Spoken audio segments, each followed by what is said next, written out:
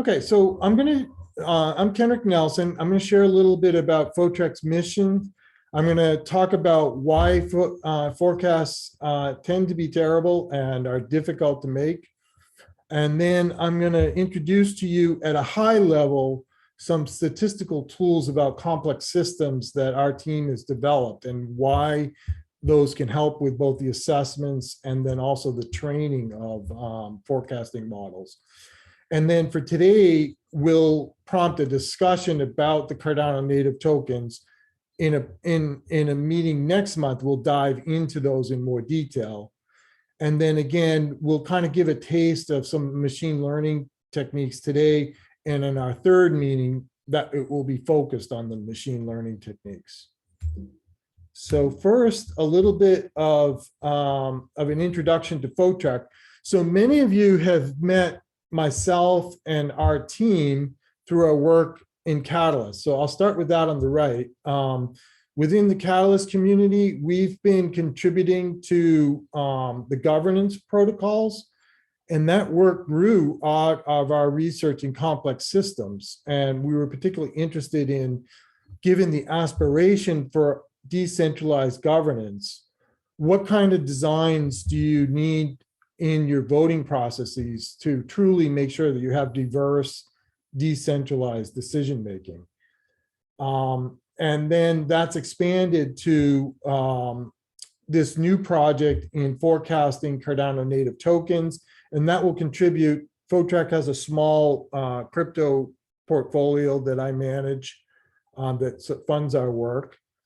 And we want to thank the community. We had 5 of 6 awards. A lot of that is focused on helping make improvements in the Cardano Advisors program, where we're going to be introducing uses of decentralized identities and also different processes for doing the assessments.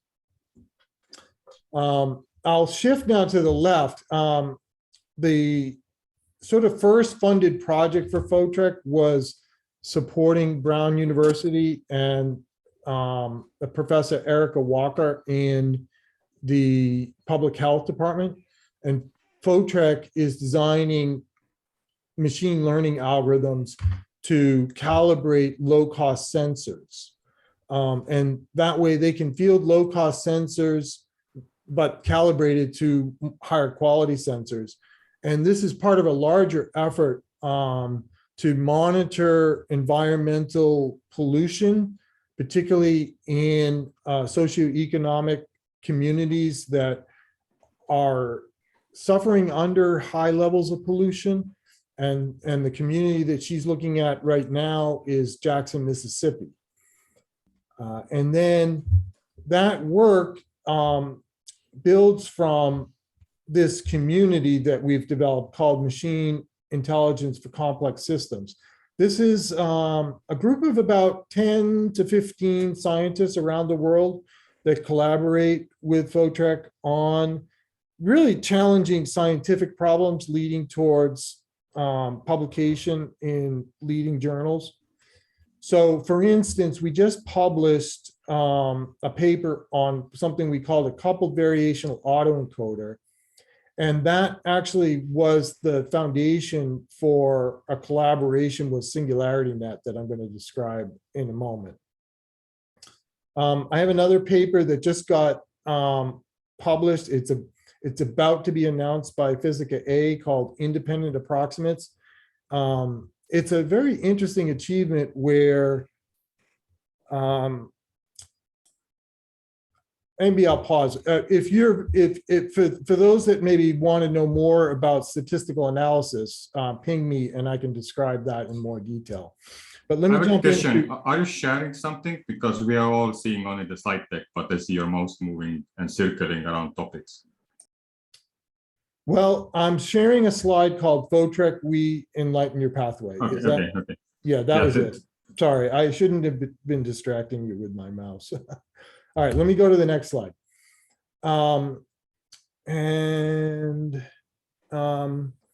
So I thought, actually, let me just see how this, let me do this slide Still first, seeing the actually. same slide. And then I'll go back to that other Yeah, one. you just got one, you got your, whatever screen you're looking at is not the screen you're sharing to us.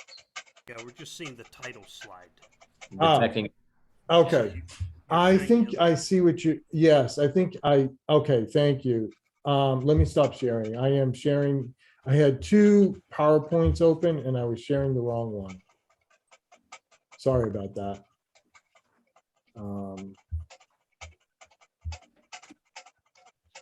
I won't go back, but that is unfortunate.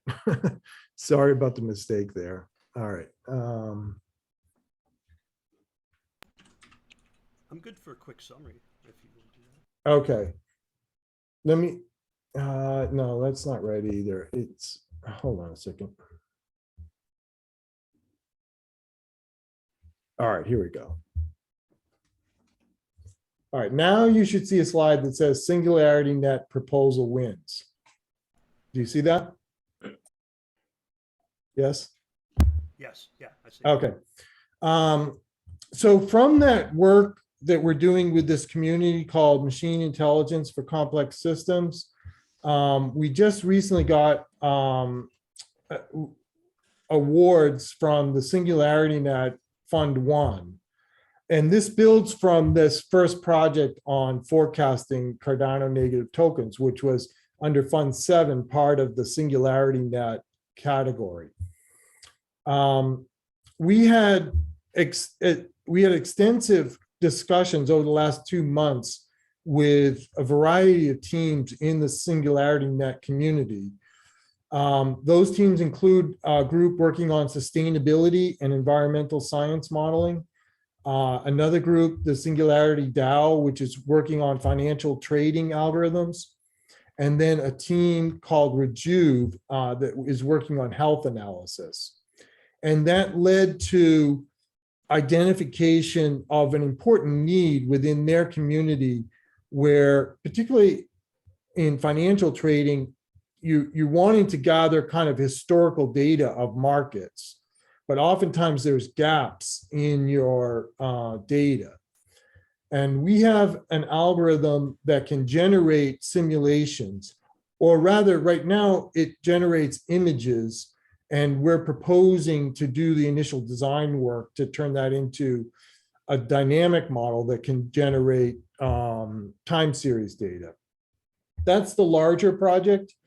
And then to support that project, we're also proposing as a service a way to assess algorithms. So this will have more broader applicability across the community about techniques to measure how your algorithm does in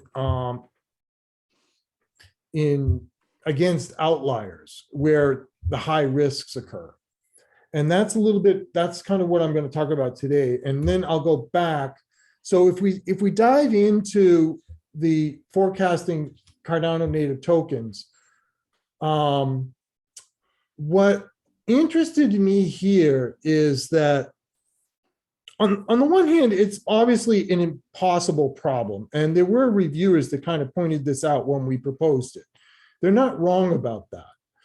But what Photrek can bring to this is the ability to do analysis on these kind of extreme situations where you have what's called heavy tail statistics.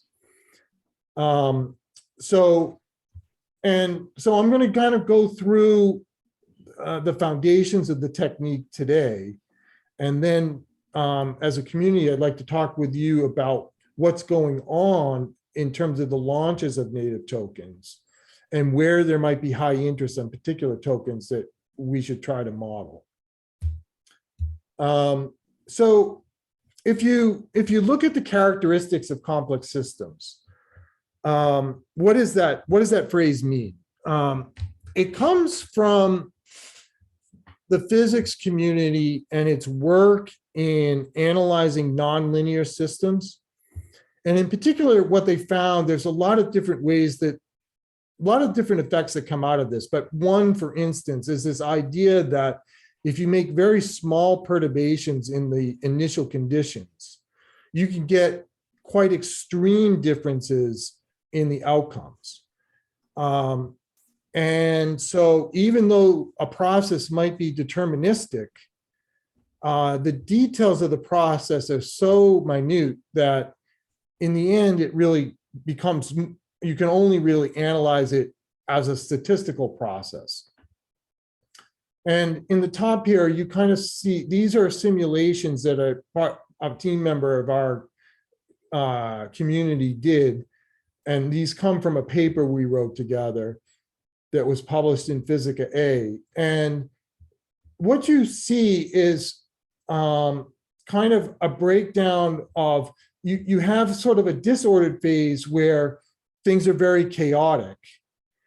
But you can kind of, you also can have intermediate states, and particularly at what's called the edge of chaos, you get very complex patterns where there are elements of it that seem deterministic, like you can see regions here where they're grouped together. But then it's still kind of chaotic and statistical. And what's being represented by these colors are traders in a market that have a different perspective between buying, selling, and holding. Now, they've been able to show with just a couple of parameters, they can mimic the characteristics of very complex markets like Bitcoin. And so this is the log returns of Bitcoin over an 8-year period. And even though you've taken the log, which dampens everything, you still get these extreme spikes in the returns on Bitcoin, which are essentially the change in price of Bitcoin. And those spikes have the effect of statistically being what's called a heavy tail distribution. The mathematics of it get very difficult because almost all of our statistical tools, like taking an average or taking the standard deviation, actually have foundations in what's called the exponential family of distributions, the most famous example of which is the Gaussian distribution. So in this curve on the right here, I think, let's see, I believe it's this, if you go out to this f equals 0.5, this curve starts to be like a Gaussian. And this again is on a log scale. So it may not look like a Gaussian to you, but on this log scale, what it looks like is a parabola. Whereas these other ones tend to have longer tails. And we're going to talk a little bit more about that. And you can kind of see these are two different kind of simulations. So the black one is in this region that's kind of the edge of chaos. And this red one here is more like the disordered phase, where it is truly, exponential or Gaussian. So what does this cause? What are the problems? I decided to start with a very simple problem that we're all sort of familiar with as a way to emphasize the fact that our current assessment tools and the current ways that we design forecasting algorithms are really not effective. So this comes from data that was given to me by a scientist at the severe weather forecasting lab in Oklahoma. And he gave me data from local weather stations about the forecast of rain over a 1-year period. And every day they make a 7-day forecast. What's unusual about this data is, okay, so the way the data is organized now is on the x-axis, I have the probability that it did rain. And then on the y-axis, I have the forecast of whether it rained or not. Now, what you would like is you would like your forecast to line up along this diagonal line. And the point being that, an ideal forecast, everything would be one dot right here at the top, where you always knew exactly what was going to happen. That would be kind of an oracle. But it's okay to be uncertain, but you want to be along the diagonal line. And you can see here in this 7-day forecast that they're not. I'm going to come back to this a little bit more on the next slide. On the other hand, with the 1-day forecast, you do kind of start to see this pattern where, although they're not perfectly on the line, they kind of are organized along the line. So it turns out to be, as I'm going to show in the next slide here, a very unusual feature in the way the forecasts are being made. So what I invented, and I refer to as a risk profile, is a way to take this kind of data and summarize it in a family of metrics. The metric of accuracy is one that some of you might have some familiarity with if you've done any machine learning work, because it's grounded in what's called the log likelihood of the results, or the Shannon entropy of the results, or the Shannon cross entropy of the results. The point is, the accuracy metric is built from the traditional tools of information theory. And in this case, you can see it's not very accurate. So the probability that they get the forecast right is only 50%. Less than that. It's about 45% on this y-axis.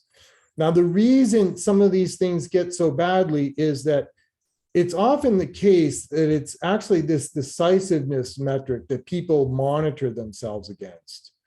And in that case, the decisiveness metric is actually pretty good. It's about 75%. And that corresponds very closely with your ability to decide day to day, whether it's going to rain or not. For instance, in this case with two classes, if your probability is greater than 50%, then that's the one you would choose. So 75% of the time, their larger probability is the correct class, but the probability that they're assigning to it is quite bad. And then the innovation I came up with was a way to measure the robustness. And I'm not going to go too much into the mathematics today.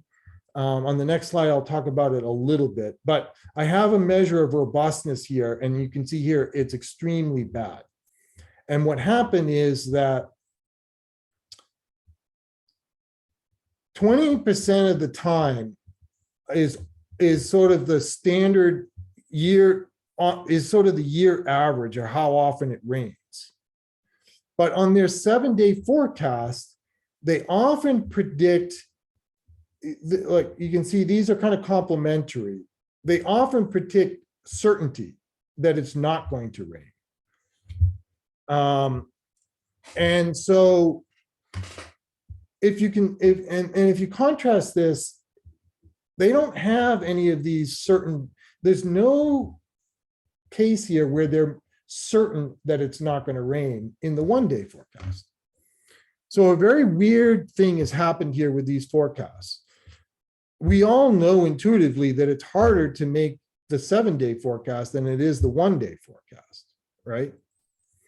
But the way these television forecasters are reporting it is that instead of migrating towards uncertainty in the area they don't know, they end up migrating towards overconfidence.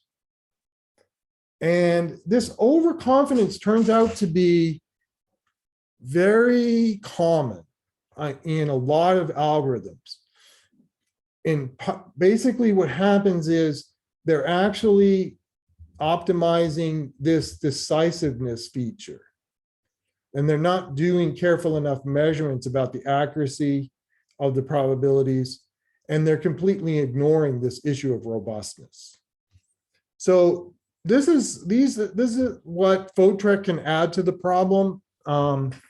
And I'm not going to go too much into the mathematics today, but I'm just going to give you an overview of where it comes from. And then I'm going to open it up to kind of a discussion about applying these techniques to the Cardano native tokens. So where do these techniques come from? First of all, it comes from the fact that in these complex systems, like a marketplace, especially an emerging marketplace, you tend to have what's called heavy-tailed distributions, where essentially the probability of an outlier is actually fairly common. If you have Gaussian type behavior beyond, well, for instance, beyond 3 sigma, outliers are very rare. Beyond 6 sigma, they're extremely rare. But in a distribution, for instance, like the Cauchy distribution, there's no sigma value at which you can ignore the possibility that an event will occur. So the behavior of these distributions is quite a bit different. And it leads to a generalization of information theory, or the way we measure averages about uncertainty. And the key point that comes out of this is that it turns out that the way you want to aggregate probabilities in these systems uses a mathematical function called the generalized mean. And this parameter R turns out to be how biased you are in your perspective of risk. So the neutral case, R equals 0, this all converges down to what's called the geometric mean, where you would take the product of the probabilities and then the nth root. And that's kind of that's Shannon information theory. And that's that measure of accuracy that I showed in the chart before. But if I can also apply R equals 1 and I get the arithmetic mean, and that is my measure of decisiveness. And the one that's really of interest is I use a metric of -2/3, and that gives me the robustness metric. And the key thing that's happening there is I'm essentially overestimating the very small probabilities. My measure on that robustness is, how did you do when you got it really wrong? When you reported a very small probability for an event that did actually occur. And by designing systems to perform well under that robust metric, we can have a lot more stability in the way we do forecasting. The final thing that comes out of this is this new way of measuring information also motivates new ways of fusing information. And I've done a lot of designs that have become important algorithms. And I'm hoping actually might someday be the kernel for designing new kinds of neural networks. Okay, so I think I'm going to leave this slide up for a few minutes, but at this point, that's sort of the end of the core of my presentation. And I want to open it up as a discussion because many of you have much deeper knowledge than we do at this point about the development of native tokens on our network. But I'll just give kind of a high-level overview. We have the Drip Drops team here, which I appreciate the coming out. And they've reported on their website today that they've released 112 different tokens. And that's just a drop, really, on terms of the number of tokens that are now on the network. And there's many different DeFi marketplaces being developed. And not to single out particular ones, but two that are successful, and that doesn't mean that the others aren't successful, but just capturing two of them. Sunday Swap currently has about 50 liquidity pools, and Muscle Swap currently has 162 verified tokens, and beyond that, hundreds that are unverified. So the question becomes, given all of this emerging potential value, how are you going to go about assessing what's going to last over the long term, and what's going to frankly go to zero? And just an example of why a lot of these will go to zero. Creating tokens is very simple. As I was browsing on this, I came across a website where all you do is you fill out a simple form and it'll generate tokens for you. And so I think my first thing to say is that there's no value in a token itself. It's what the token represents that will have potential value. And so the question becomes, if we're going to try to train a forecasting model, what are the kinds of things that should go into that? So some examples would be signals from the market. If you have a price on the token already, you can look at the history of that price. You can look at the volume of transactions of that token. You can look at the order books, which is sort of the buy, I'm willing to buy or sell at certain prices. And then you can look at organizational signals from the team itself. What are their development plans? What are the use cases they're promising? What is the value that a holder of this token might extract from holding that token? And then finally, you also want to be looking at outside world signals like Google searches on a particular token, or macroeconomic factors that affect the entire market. And let me stop sharing there. I have one more slide, but I'll come to that later if we need it. So I want to open it to the floor. Let me start, before we dive into the Cardano native tokens discussion, why don't I take some questions on this issue about the difficulty of doing forecasts and the statistical tools that Photrek is developing. And I didn't want to make it too technical today, but I'm happy to have technical discussions with teams or groups that want to dive deeper into the techniques. But throw some hard questions at me. Yeah, Kenric, can you hear me okay? Yes. All right. Yeah, so I have a question. Something that Kyle and I have observed in the process of bringing tokens in through drip drops, and how do you measure success? We found that difficult. Can the modeling and the math you're working on, can it be biased to say, or can you program it to say, let's say this token represents vote power and the value is how many people actually vote with it, as opposed to how much can it trade for on a DEX? Because we've seen some very successful tokens where they have a very high volume. There's a lot of interest. The token, the intention of the token, it's kind of like reward points or membership points kind of token, where the value on the DEX is not really the primary reason why people want it. Okay, yeah, that's a great question. It's like degree of consumption. Yeah, that's an interesting point. Yeah, so this is one of the things I wanted to emphasize, is that I think one of the first things that why forecasts don't go well, it's very hard to develop the discipline of recording exactly what your forecast is, and then being very clear about what your measures of success on that forecast are. And so while I didn't include it in this presentation, I'm hoping to do more of that in the second presentation, where for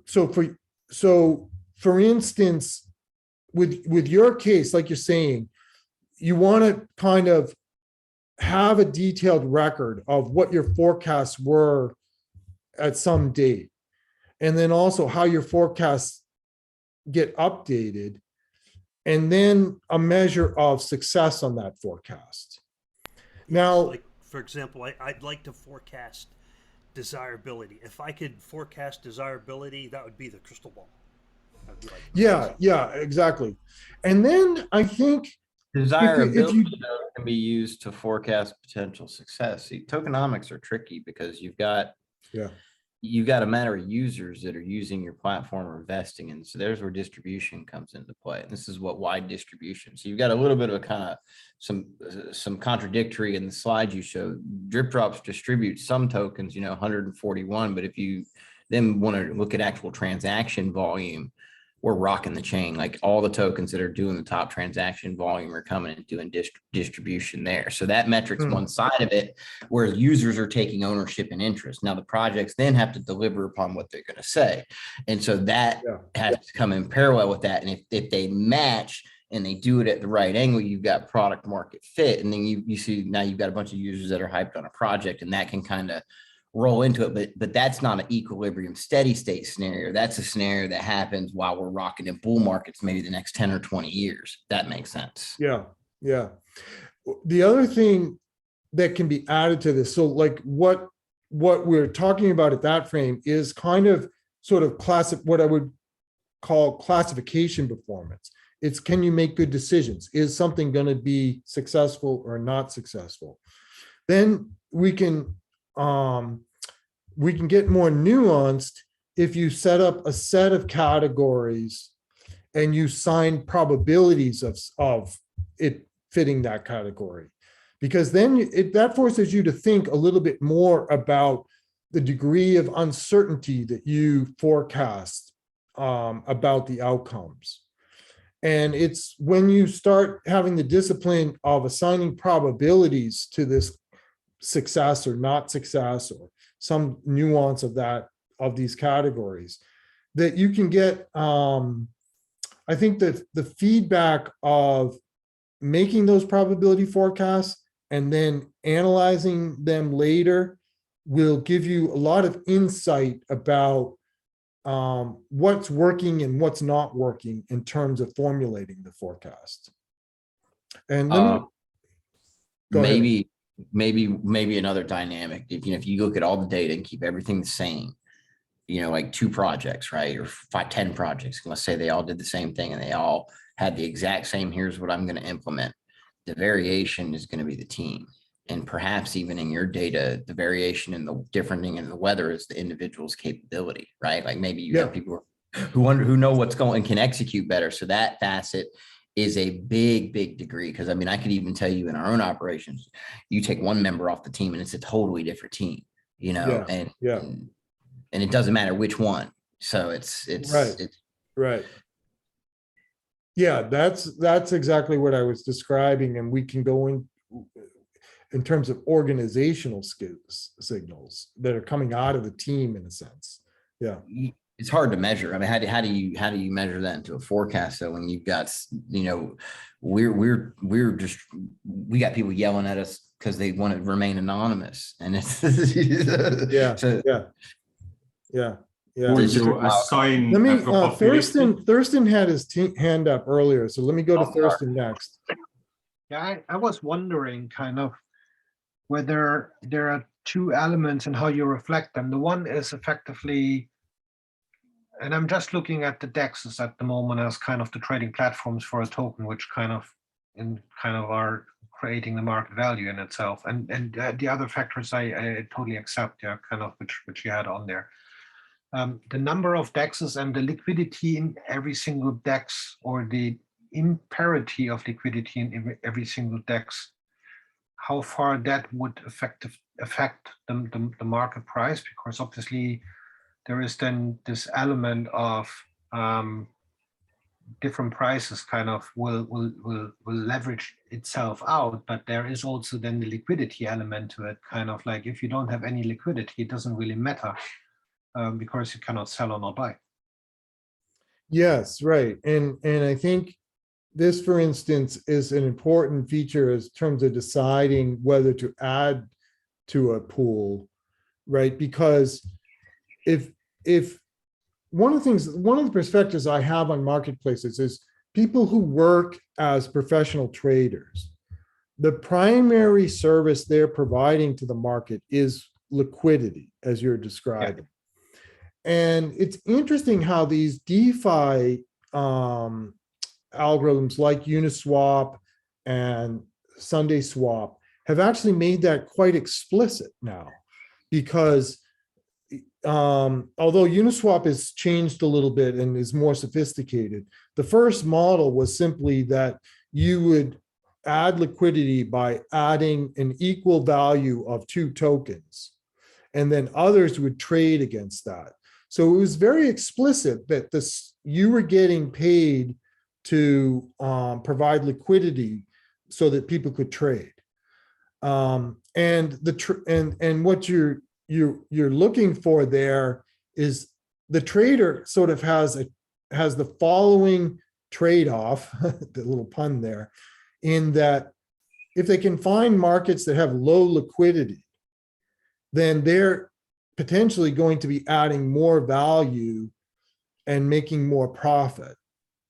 But at the same time, those low liquidity markets are also extremely risky, and so if they don't manage the trades that they do well, they could lose a lot of money. And then you contrast that if you for instance build a algorithmic trading algorithm for a market that's highly liquid, like the current stock market. Well, what service are you actually providing? Who's benefiting from that? When if you just have a small amount of capital, you're trying to do a trading algorithm against this very large market. That's I think another factor in terms of why it's difficult to profit from algorithmic trading, is that that there is a contradictory one, which actually kind of comes in when the token in itself is having a functionality of governance in itself, because there are market participants which actually take liquidity out of the market because the intent for them is to hold the token to have the right to vote. Yeah. And that has for sure an influence on liquidity also. So depending on the overall volume in the market, does it? Not necessarily, because I mean, we actually saw when we did the drip drops vote, we allowed our holders the ability to snapshot what they held in liquidity pools. Now, if you were doing like yield farming and you didn't have the LP tokens in your actual wallet and you were staking them and locking them up, we didn't have that snap, but we'll work to roll through that for next iterations. But it's possible there's various ways to incentivize tokenomics. That's really what it's all about. You want to put incentives for people to keep it in a liquidity pool, and you want to give people incentives to hold it. You want to give people incentives to spend it and consume it. And ideally, you want to do it in a way where you have knobs on each one you can turn. And it's really hard to do. But that's tokenomics. I want to give a moment for my colleague Kevin to introduce himself, because he has to drop off the call. And he's actually the one that's working on time series machine learning techniques. So Kevin, if you can take a minute to introduce yourself and give kind of a teaser of what you'll be introducing next month. Yeah, sure. Yeah, thanks for inviting me in. We're having trouble hearing you. The volume needs to come up. Is this better? Yes, not great, but better. Can you get closer to your mic? Yeah, this is as close as I can get. Okay. That's fine? Yeah, that'll work. Okay, yeah, sure. Yeah, hey everyone. So, yeah, my name is Kevin. I'm currently a data scientist, and I also do like ML research on the side. I work pretty closely with Kenric and with Photrek.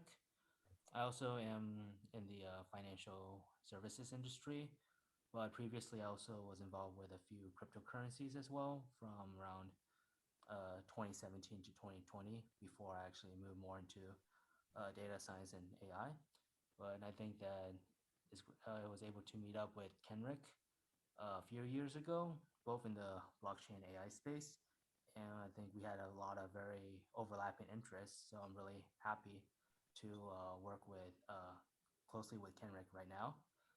So some of the areas that I'm interested in the I think the ML space includes like structured data, natural language processing, deep learning, time series, and what Kenric has mentioned, and also probabilistic forecasting. And I'm happy to maybe share more about that in the coming talks next month. Great, thanks, Kevin. Appreciate you taking a moment, and thank you for joining us. Yeah, so I'm planning to hold 2 more of these meetings, and we'll figure out the schedule on those.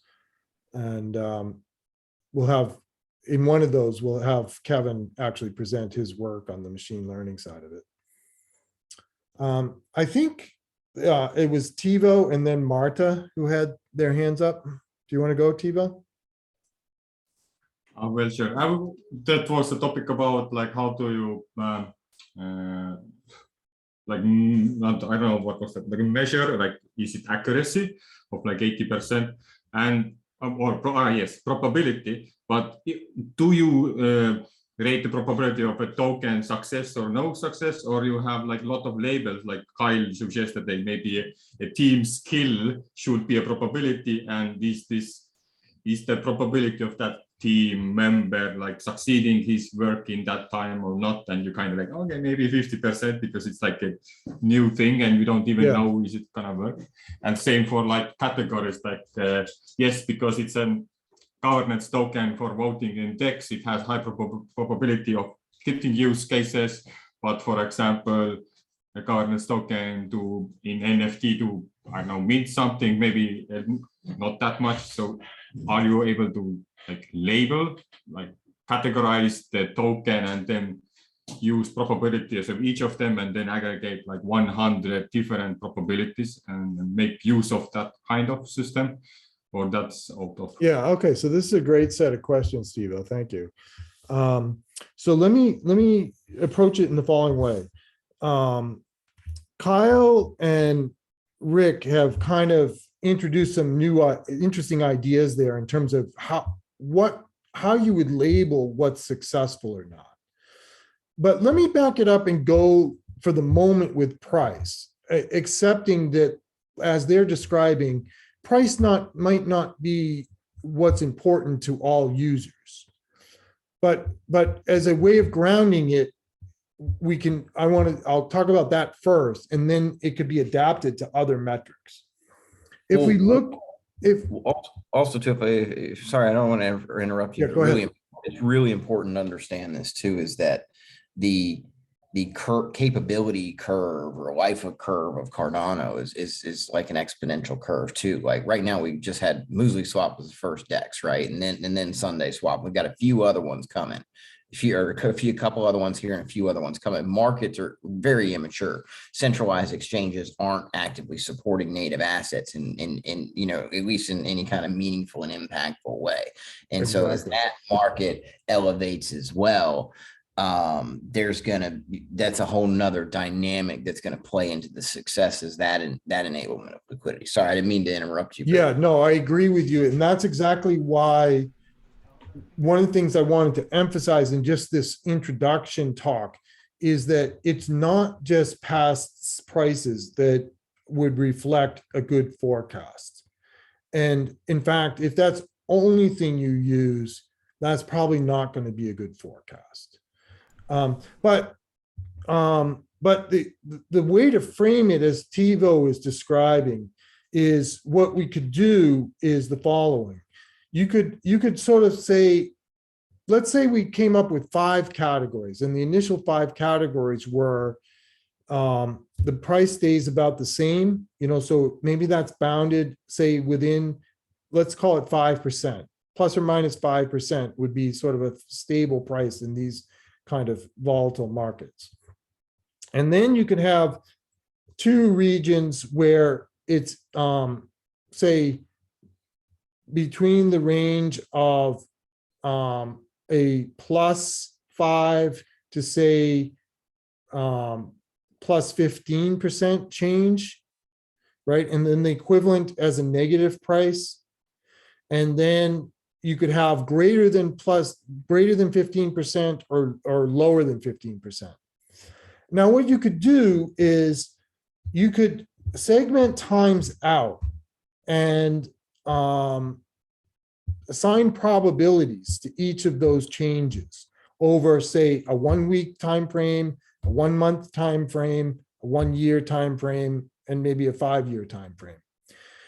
These kinds of probabilities actually are what form and underlie options markets. If you're familiar with the way option markets are, you can translate the prices on options into these kind of probability forecasts about a price on a token.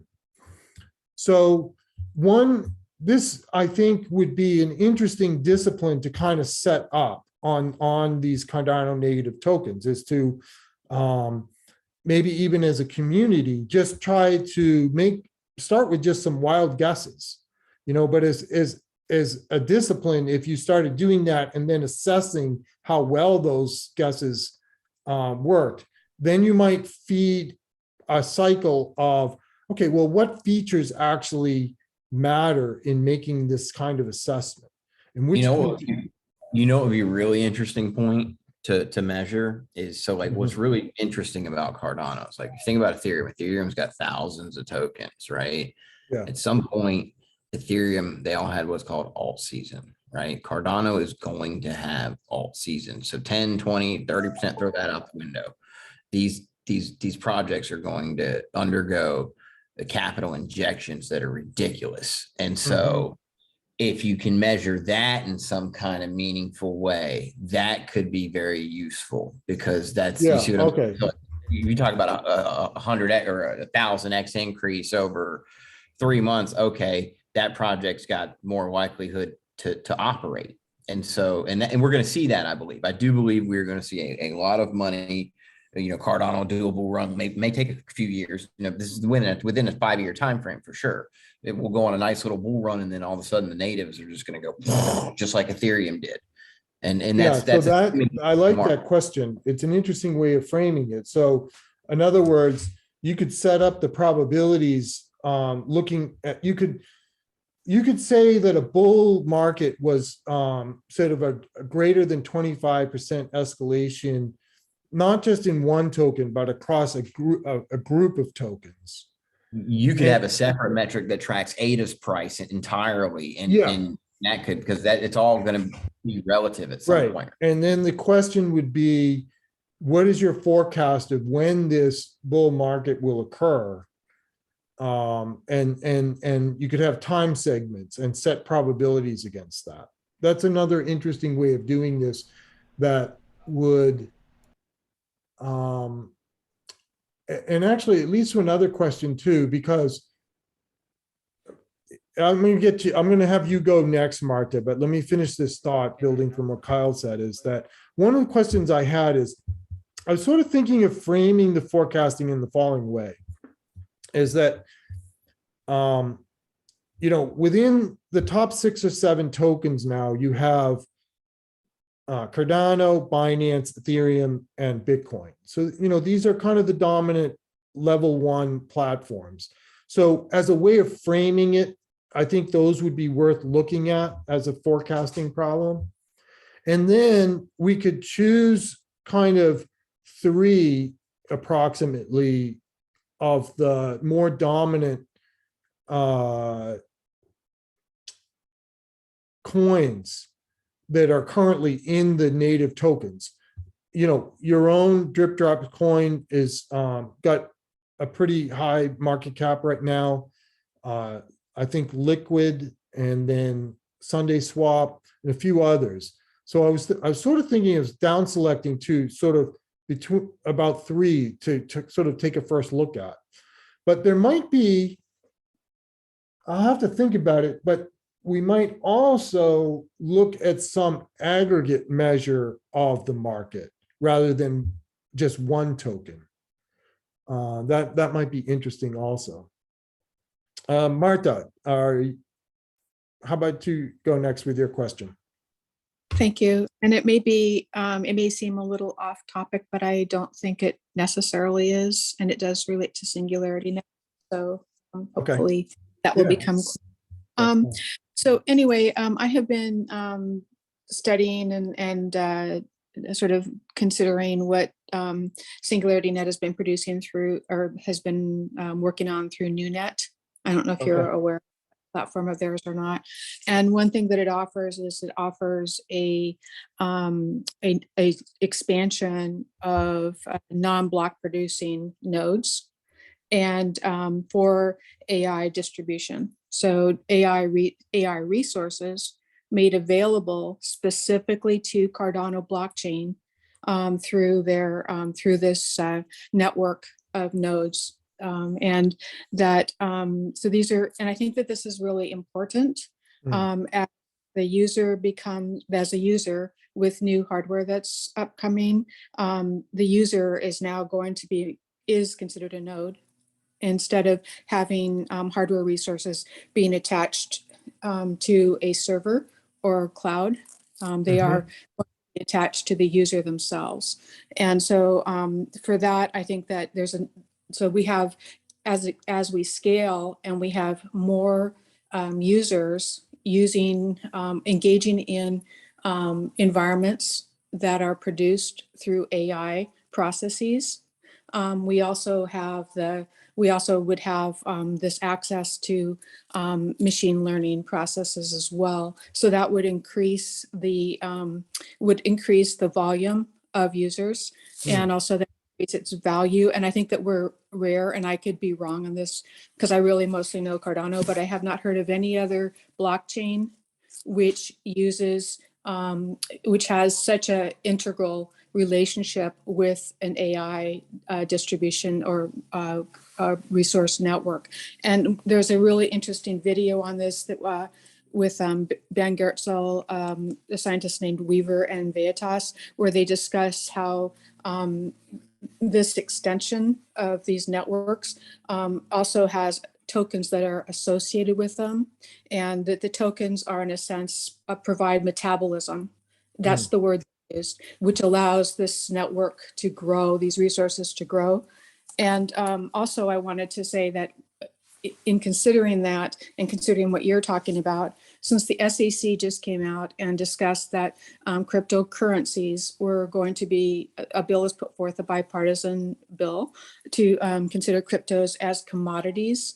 Like, how does that actually, how will that impact people who participate in or I guess we could say invest, or who are interested in different blockchains as investors, which might affect also the tokenomics within individual projects. So those are the two things that I bring up.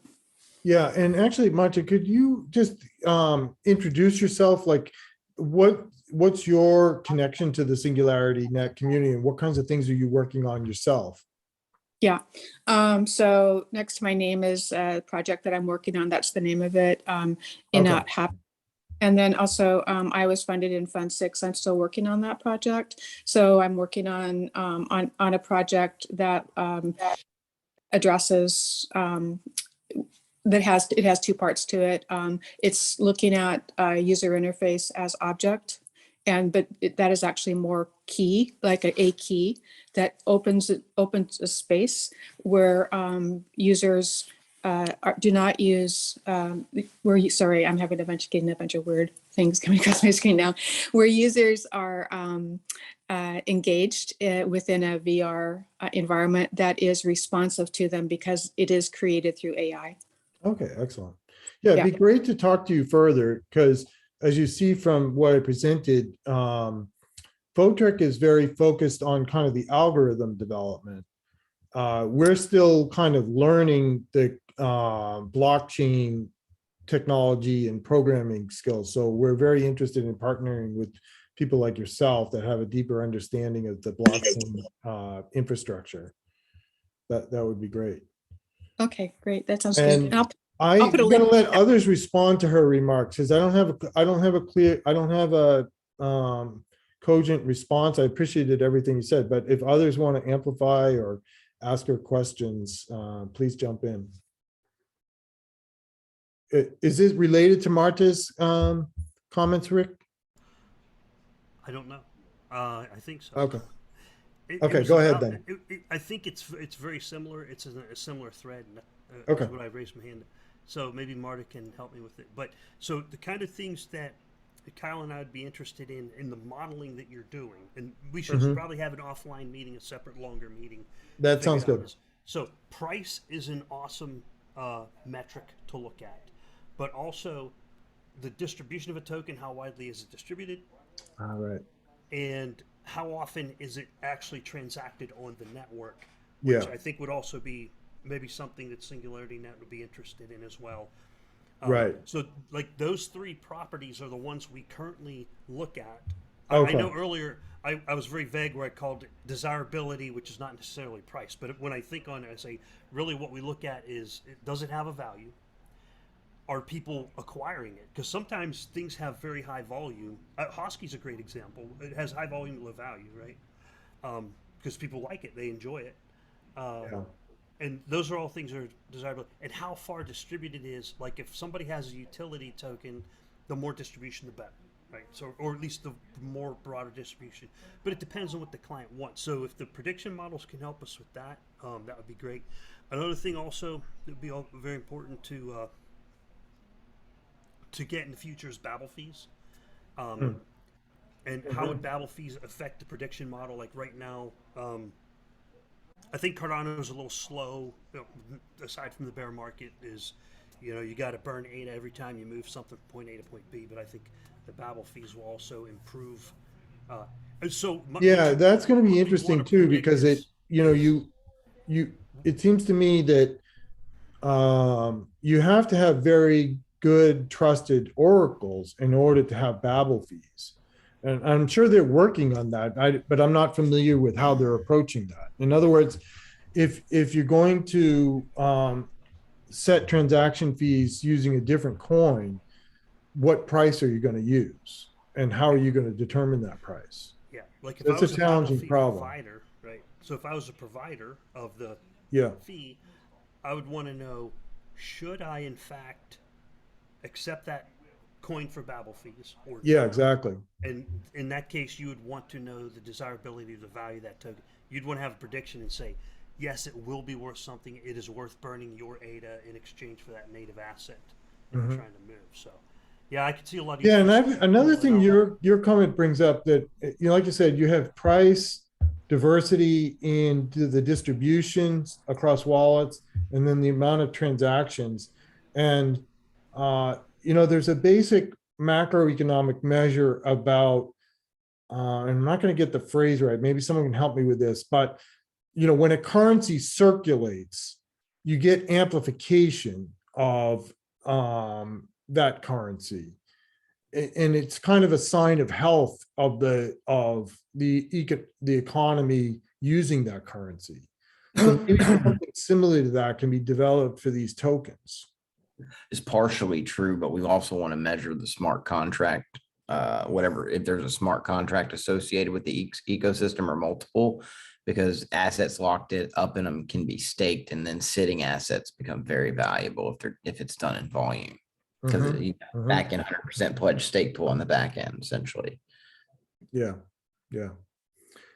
Let me pause. I can take more questions, but let me also just give a teaser. So in terms of the machine learning techniques that we're looking at, this is what we'll be showing in one of our future meetings. There's two technologies that we're building. One is based on what we call a coupled variational autoencoder. And this is where we've won some support from the SingularityNet community. What's particularly elegant about this algorithm is that it allows you to learn models. Okay, so you take very complex, high-dimensional data in, which could be all the features that affect the price of a coin, and then you try to learn a low-dimensional probabilistic model capturing the most important features. Now, once you've learned that model, you can use it for a variety of things. The most popular thing that it's used for is to actually do simulations, so you can generate new data sets using these features that you've learned. But then you can also do classification performance and forecasting. So that's one approach that we're looking at. And then what Kevin has introduced me to recently is that Meta or Facebook has built a community around a set of tools they call Neural Profit, which is a whole collection of tools in time series analysis for forecasting. So he's planning to introduce that to the discussion, and that will probably be what we try to do a demo around for this project. And then we're also very interested in kind of building from this for Fund 9 proposals, and if people have a particular application, we'd be quite interested in partnering with you on applications of these techniques.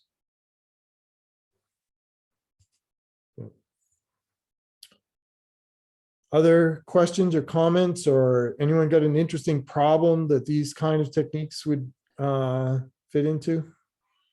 Kenric, it's slightly off topic, but I'm interested in how drip jobs did their recent vote, and the governance vote.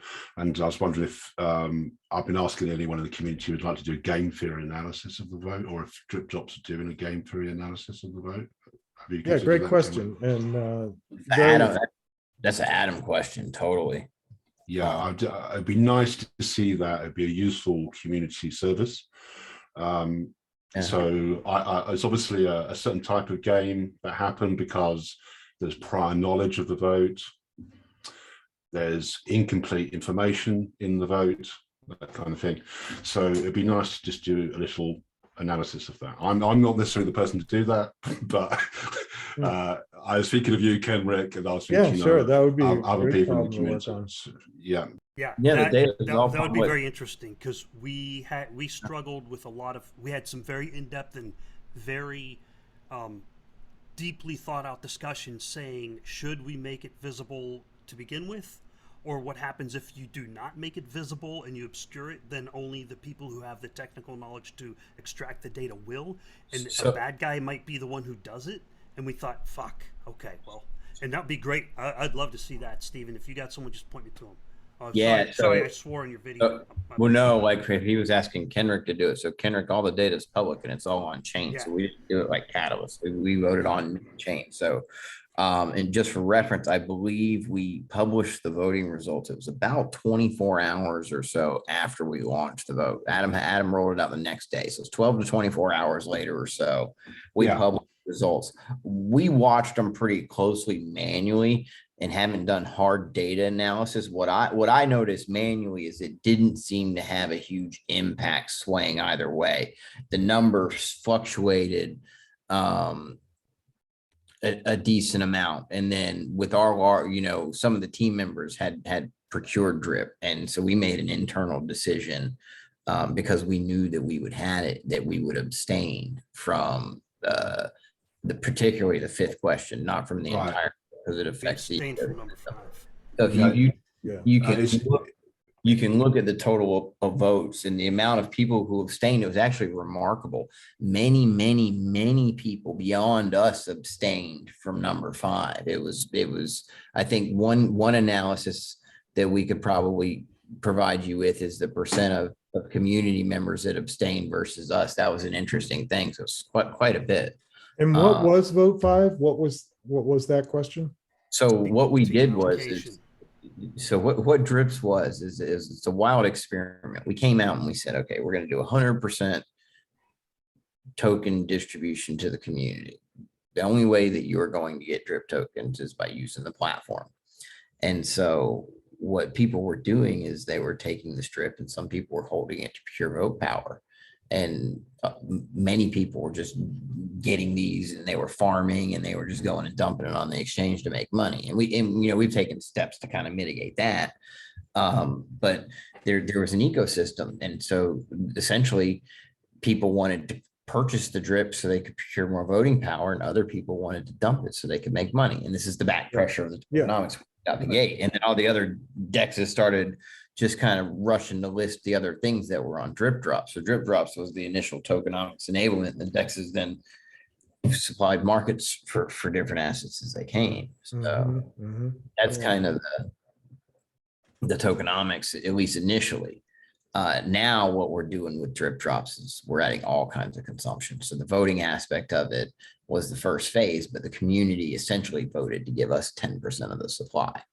And so, yeah, there was game theory involved in that. There was strategy too. We did not plan on that when we first started the initiative. What pushed me to push the team internally for that is, we did something that no startups really ever done. We came out the gate swinging. We put a team together, and in 3 months we had a product and we were running off of revenue. And the type of business that we're building, it's serious. I mean, we are, when the regulators come, it's Rick and I that are going to be in Congress, and it's serious stuff with what we're doing and what we have to do to actually be a viable business that regulators would be proud of. And in navigating, that's very difficult. And so that's, we're rolling all these tokenomics, but essentially what we did is we got ourselves 10% of the supply. And so but that it's divided up though. It's parsed. Well, the way There's community rewards, dexes. And let me do this at this point. Let me take if there are any other questions on the machine learning forecasting, let me take those now. And then I'm going to wrap up sort of the recorded part of the call, and we can continue chatting after that. Are there any other questions on the presentation? All right, so thank you everyone for joining us. It's been a terrific conversation, and I look forward to talking with you more either later in the month or next month. I'll let you know when the next session will be. So let me stop the recording.